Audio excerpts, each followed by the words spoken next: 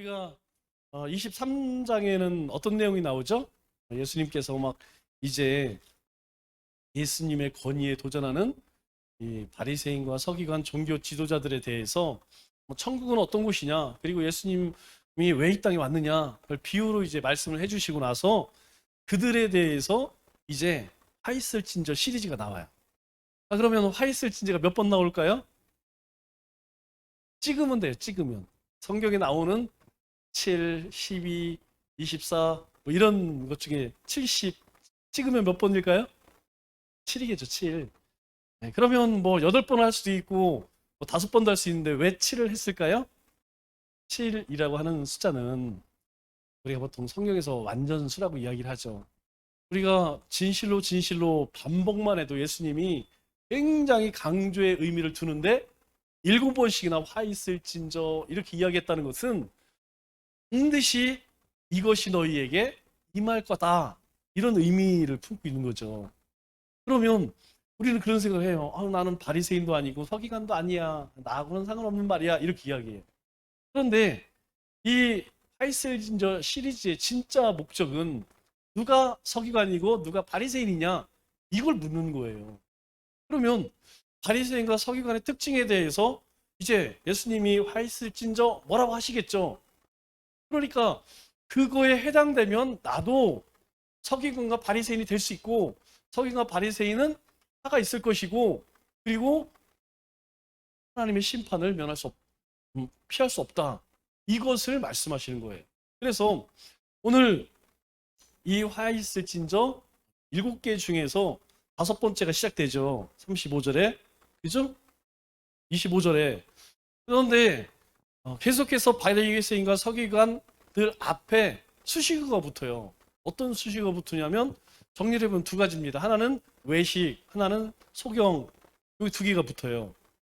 그러니까 우리가 보면 하이슬진저 뭐 이렇게 이야기하면서 외식하는 서기관들, 외식이라는 말은 뭡니까? 외식은 겉과 속이 다르다는 것이죠. 말과 행동이 다르고 겉과 속이 다르다는 것. 우리가 그거 잘하잖아요. 되게 싫어하는 사람 앞에서도 어떻게 해요?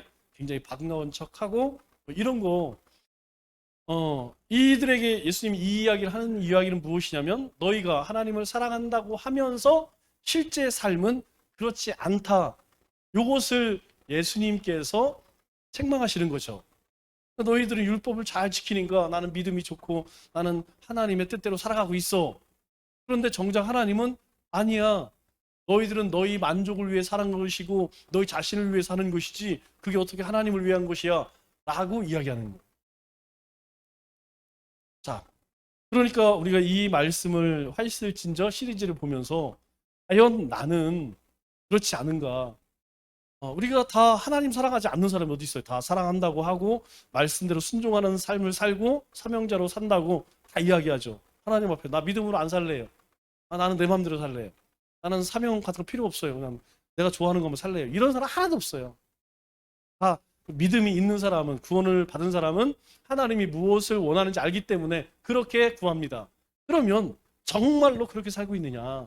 그렇게 살지 않으면 이 외식하는 서기관과 바리새인들과 다를 바가 없다, 이걸 전제로 우리에게 말씀하는 겁니다. 그럼 그들의 특징을 한번 보겠습니다. 25절 보니까, 자, 잔과 대접의 겉과 겉은 깨끗하되 그 안에는 탐욕과 방탕으로 가득하다. 그러면 이제 내 안에 탐욕과 방탕이 있는가, 요걸 한번 더 봐야겠죠. 여기서 탐욕, 탐욕. 첫째는 뭐 물욕이겠죠. 너무 내가 지금 그냥 돈에 그냥 막 벌벌 떨고 있지 않은가.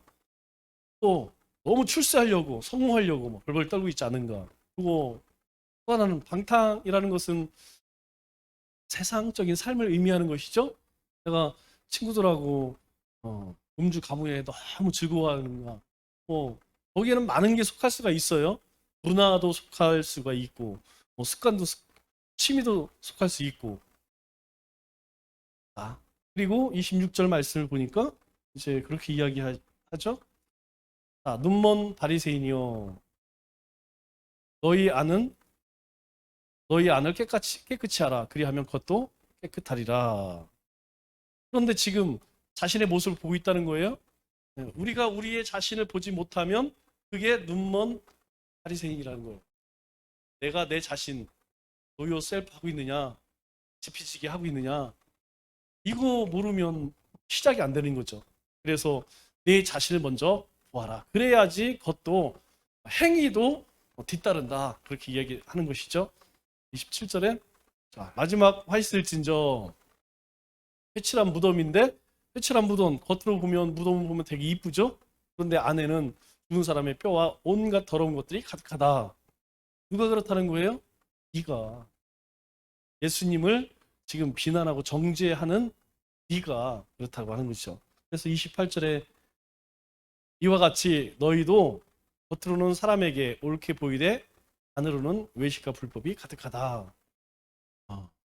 우리로 따지면 이제 열심히 교회도 가고 큐티도 한다고 하고 기도도 하고 그리고 뭐 예배도 드리고 뭐 봉사도 하고 헌신도 하고 뭐 예물도 드리고 막 찬양도 하고 겉으로는 옳게 정말 뭐 나무랄 게 하나도 없어요. 그런데 안으로는 정말 그러느냐?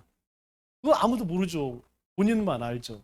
그리고 하나님이 아신다는 것이죠. 다른 사람들은 속일 수 있지만 네 자신과 하나님을 속일 수 있느냐? 없다는 것입니다. 그래서 29절에 여기가 마지막이죠. 화 있을진저 이제 마지막은 중요한 의미를 가지고 있어요. 시작도 처음도 중요하지만 마지막도 중요합니다. 이 마지막에서 이 서기관과 바리새인들이 궁극적으로 어떤 길을 갖게 되느냐, 무엇을 행하고 있느냐, 이제 그거 얘기하는 거예요. 그런데 거기에는 누구를 염두에 두고 있냐면 예수님을 염두에 두고 얘기하시는 거예요. 그래서 마지막에 뭐라고 이야기하냐면 이제까지는 그들이 겉과 속이 다르다, 이것을 여러 가지 비유를 통해서 이야기하는데 마지막에는 선지자 이야기합니다. 선지자들의 무덤을 만들고 의인들의 비석을 꾸미며 너희 종교 지도자를 얘기하는 거죠. 바리새인, 서기관, 대제사장 뭐 이런 사람들 얘기하는 거예요. 그들이 선지자들의 무덤을 만들고 그리고 의인들의 비석을 아름답게 꾸며. 그런데 문제는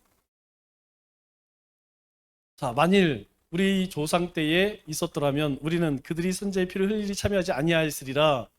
우리는 무덤을 그렇게 선지자들과 의인들의 무덤을 참 만들 꾸미는데 우리의 선조들이 그런 일들을 했어. 그런데 우리 같으면 그 일에 참여하지 않았을 거야. 우리 선조들은 그냥 너무 악하기 때문에 말씀이 없었기 때문에 강팍해서 그렇게 했지만 우리는 그런 일에 참여하지 않을 거야. 그러니까 뭐예요? 우리는 다르다는 거죠. 그런데 그렇게 말하는 순간 31절 뭐라고 이야기하냐면 그러면 너희가 선지자를 죽인 자의 자손임을 스스로 증명함이로다.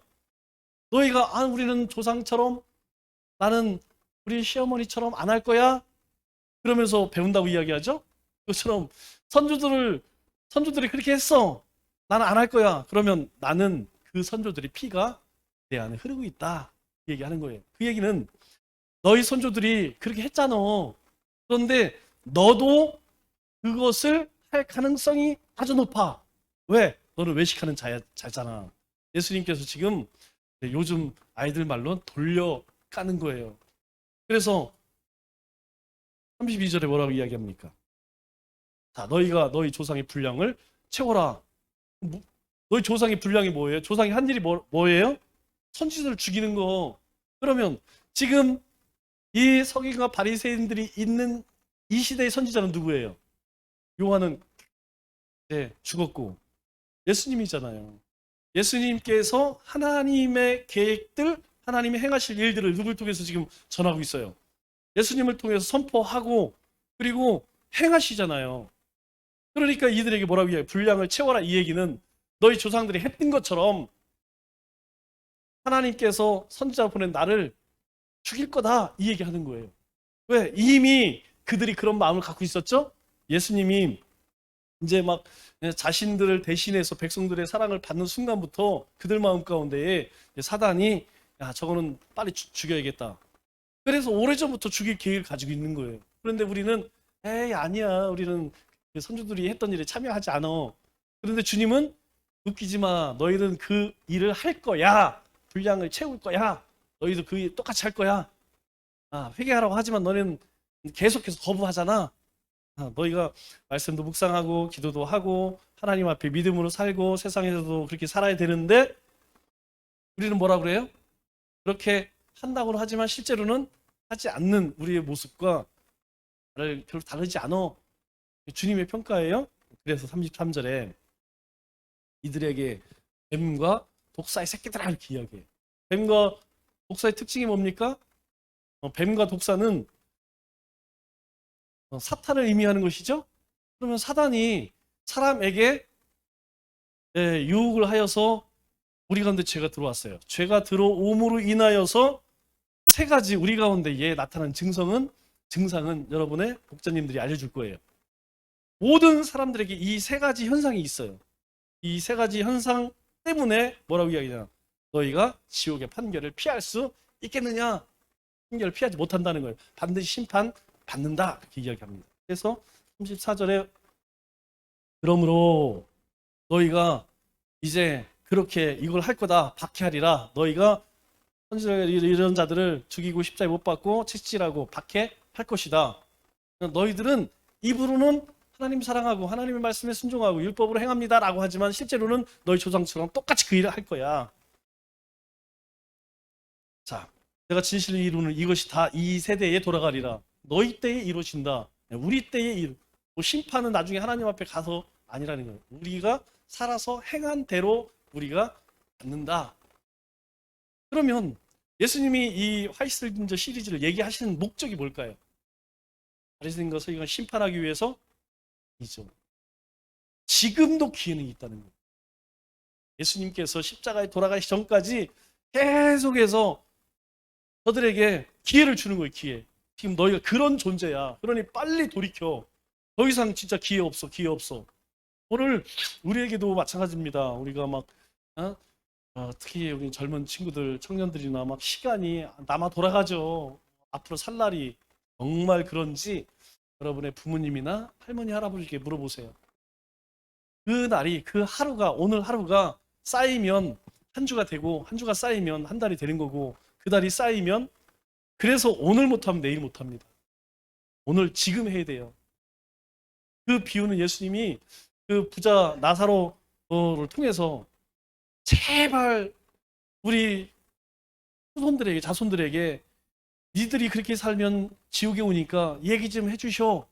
그런데 뭐라 그래요? 딱 이야기하잖아요. 주님이 세상에 있는 선지자 말을 듣지 않으면 하나님이 짠 하고 나타나서 말씀하신들 듣지 않는다 이 얘기예요. 오늘 내가 하나님의 말씀을 듣고 감동받고 우리 가운데 뭔가 하나님께서 하시는 말씀이 들려지면 그때 행하지 않으면 이게 누구에 들어와요? 네 자신에게 돌아간다네. 그래서 37절로 39절에 그렇게 이야기합니다. 예루살렘아 예루살렘아 예루살렘아 예루살렘 누구를 얘기해요? 이스라엘 택함 받은 이스라엘 백성을 이야기해요. 지금으로 따지면 주님이라고 부르는 구원받은 하나님의 백성들을 얘기하는 것이죠. 암탉이 새끼를 날개 아래 품은 같이 내가 내 자녀를 모으려 한 일이 몇 번이더냐. 내가 선지자 보내서 얼마나 너희들을 정말 내 백성으로 축복하고 막 그렇게 지키게 했냐. 그런데 너희는 어떻게 했냐는 거예요. 너희는 그때마다 그러나 너희는 원하지 아니하였다. 하나님은 그렇게 너희를 챙기고 그렇게 했는데 너희는 오히려 하나님 맨날 등 돌리고 그렇게 하지 않았느냐. 오늘도 마찬가지입니다. 오늘이 몇 주차죠? 2021년 12주차예요. 12주차 가운데에서 특별히 큐티에 대해서 5주차입니다. 계속 이야기하는 거예요. 말씀을 붙들고 살아야지. 그러면 너희 가운데 이러이러한 역사들이 이런 은혜가 있을 거야. 중요한 것은 무엇이냐? 예수님 때에도 지금도 계속해서 주님은 말씀으로 성령님으로 우리에게 말씀하신다는 것이죠. 그런데 문제는 무엇이냐? 내가 그것을 받아들이냐 안 받아들이냐 그것은 누구의 문제라는 거예요? 이 선택의 문제라는 것이죠. 그래서 예수님께서 38절에 보라 너희 집이 다 황폐어 버림만 될 것이다. 안 돌이킨 애가 결국은 망하는 거죠. 그 다음이 무서운 말입니다. 이 화이슬 진지의 가장 중심되는 말씀이 이 말씀이에요. 주의 이름으로 오시는 이여 할 때까지 나를 보지 못하리라. 지금은 너희가 날 보고 있지? 그리고 온갖 별의야 별 계획들을 다 세우지. 그러나 나를 보지 못할 때가 올 거야. 그런데 주의 이름으로 오시는 이여, 이 소리가 어디서 많이 들어본 것 같죠? 이스라엘 백성들이 이 소리 언제 했어요? 예수님이 예루살렘에 나귀 타고 올라올 때에 호산나 다윗의 아들이여 뭐 난리가 났죠? 그런데 언젠가 다시 너희가 나를 보고 주님의 이름으로 오시는 이여라고 외칠 때가 있을 거라는 거예요. 그때가 언제예요? 주님이 다시 이 땅에 오시는 날, 종말의 때죠? 그리고 세상의 온 우주적 그런 심판의 때가 아닌 내가 그 날을 맞이할 날이 있어요. 언제죠? 그렇죠. 개인적 종말. 내가 죽어서 하나님 앞에 섰을 때에 주님의 이름으로 오신 예수님 앞에 서게 된다는 거예요. 그러니까 내 살아생전 이것을 못 보면 하나님 앞에 설 때 분명히 주님을 다시 볼 것이고, 만일 그렇지 않고 살아서도 볼 수 있다는 거예요. 우리 새벽 예배 나오시는 분들에게는 말씀드렸지만, 여러분 말세의 징조 여기 다 나와요. 예수님이 마지막 십자가에 지시기 전에 말세 때에 하늘의 권능을 잃을 것이고, 지진과 전쟁과 기근과 그리고 뭐 사람이 미워할 것이고 이런 게 나와요. 여러분 지금 이 시대가 그걸 향해 가고 있지 않아요? 하나, 복음이 땅끝까지, 그런 징조 후에 주님이 정말 오실 때는 언제냐? 땅끝까지. 제가 이거 몇 번 말씀드렸어요. 여러분 지난 100년 동안 선교하여서 미 선교 종족들에게 복음이 전해진 것보다 최근 10년 동안 선교한 것이 더 많은 종족들에게 복음이 전해졌어요. 그러면 이것은 제가 얘기하는 것이 아니라 모든 선교학자, 선교사들이 하는 얘기가 뭐냐면, 아무리 길어도 3년, 5년이면 이 지구상에 복음을 듣지 못하는 미전도 종족은 없을 것이다라고 장담을 합니다.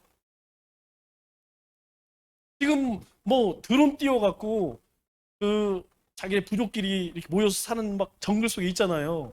지금은 다 뚫고 들어가서 언간이 거의 뭐 8, 90%는 다 지금 전했어요. 정말 이제 한 10% 정도 남았습니다. 마지막 그 사람들까지 이 지구상에 복음이 한 명도, 나는 예수님 얘기 한 번도 들어보고서 못 믿었는데 한 사람이 없을 그때에 주님이 오신다고 그랬어요. 그러면 적어도 이게 이제 우리가 살아생전 그런 곳은 보지 마. 정말 왜 그러냐면 7년 대환란이, 계시록 보면 이제 환란의 때가 온다고 그랬죠. 그런데 불같은 시험을 견뎌야 한다 이렇게 이야기해요. 모든 그리스도인들을 다 받고 정말 견디기 어려울 때에 하나님이 이제 하나님 백성들은 들린다고 그러죠. 보통 휴가라고 이야기하죠. 우리 엊그저께 말씀에서 나오죠. 똑같이 밭을 매다가 한 사람은 들림받고, 똑같이 맷돌 돌리다 한 사람은 들림받고, 하나는 버려둠이라고 이야기합니다. 그때가 온다는 거예요. 그러면 나는 남았어. 뭐 올라갔으면 좋지만 뭐 불행하게 남았어. 그럼 어떻게 할까요? 그 때의 시험을 이겨야 된대요. 그 핍박과 그 모든 환란을 견디어 믿음을 이기면 구원을 얻으리라 이렇게 이야기합니다. 휴가 안 됐다고 해서 뭐 너무 실망할 필요 없어요. 그 같은 시험을 이겨야 되는데 거의 불가능하다 봐야죠. 그냥 순교하는 게 차라리 낫죠. 그래서 주님이 마지막 그 얘기하는 거예요. 반드시 하나님의 심판, 너희들이 외식한 그 모습으로 올 것이다. 그래서 주님이 마지막 십자가 지시를 우리에게 말씀하시는 건 뭐냐면, 오늘이 끝이라는 거예요. 오늘 종말론적 신앙관을 가지라는 거예요. 오늘 못하면 내일 하고, 내일 못하면 모레 하고, 아니라는 것이죠. 도둑같이 정말 너희가 생각지도 못할 노아의 시대처럼 그렇게 하나님 주님의 날이 임할 거다. 그러니까 너희들 빨리 정신 차려. 이 외식하는 자들아, 다 있을 거야. 이렇게 막 주님께서 단도직입적으로 얘기하는 거예요. 이것보다 뭐 더 어떻게 얘기를 하겠어요. 그런데 우리는 결과를 압니다. 했어요, 안 했어요? 맞죠? 오늘 우리에게도 묻는 거예요. 너희가 후회할 것이냐, 회개할 것이냐. 이 전반적인 내용은 그 내용이고, 또 세부적인 것들은 목자들에게 다시 설명을 듣고, 우리 청춘 목장이 저기 안 들어갔죠? 네, 우리 늘푸른이 안 들어갔나? 오늘은 늘푸른이